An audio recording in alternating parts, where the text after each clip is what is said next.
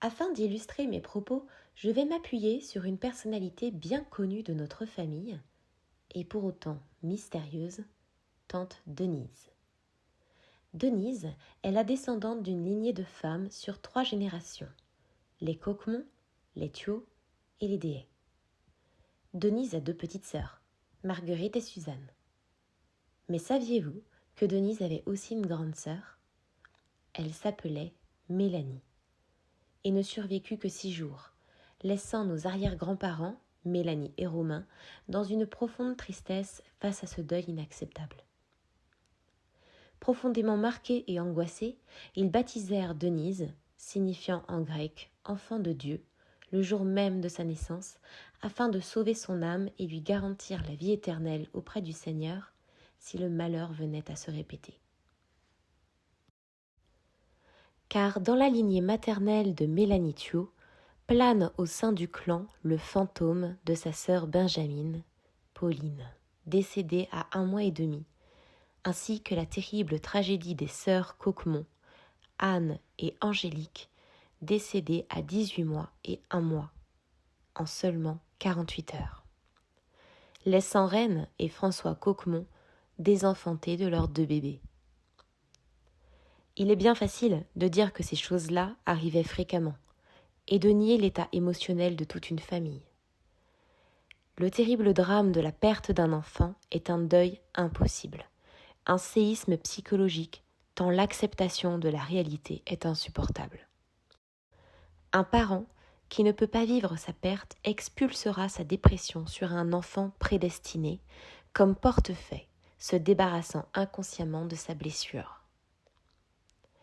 Dans la lignée maternelle, le prénom Mélanie est une transmission sur 3 générations qui remonte au terrible événement du mois de septembre 1867, lorsqu'Anne et Angélique décèdent en seulement 48 heures. 2 ans plus tard, naîtra Mélanie Anne Coquemont, notre aïeule. Les prénoms ont une grande importance en psychogénéalogie. Ils ne sont pas le fruit du hasard et révèlent bien des histoires. Étymologiquement, Mélanie vient du grec mélas, signifiant sombre, noir, mélancolie. Il représente la souffrance des personnes impliquées au moment du drame, l'émotionnel de la famille, ici, un deuil inconcevable, injustifiable. Mélanie porte en 2e prénom celui de sa défunte sœur Anne. Elle naît également à quelques jours près sur le mois de sa naissance en février. De manière inconsciente, les parents ont nourri l'espoir de refaire Anne, sa sœur.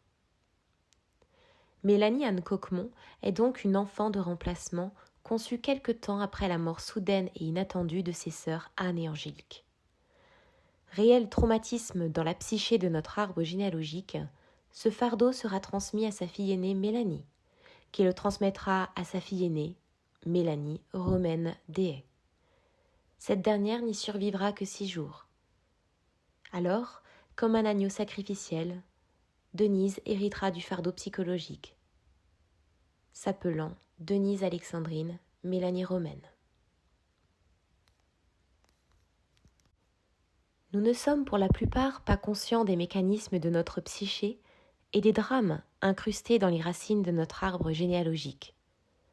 Nous pensons être libres et que nos choix ne sont pas déterminés par nos loyautés inconscientes au clan familial.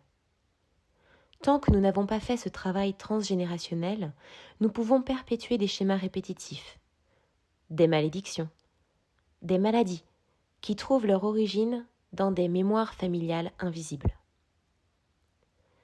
Je n'ai personnellement pas bien connu tante Denise. Il s'agit ici de mon interprétation transgénérationnelle qui repose sur des hypothèses. Néanmoins, la réalisation de son génosociogramme ainsi que la lecture de son témoignage révèlent que ces tragédies ont bien influencé sa vie.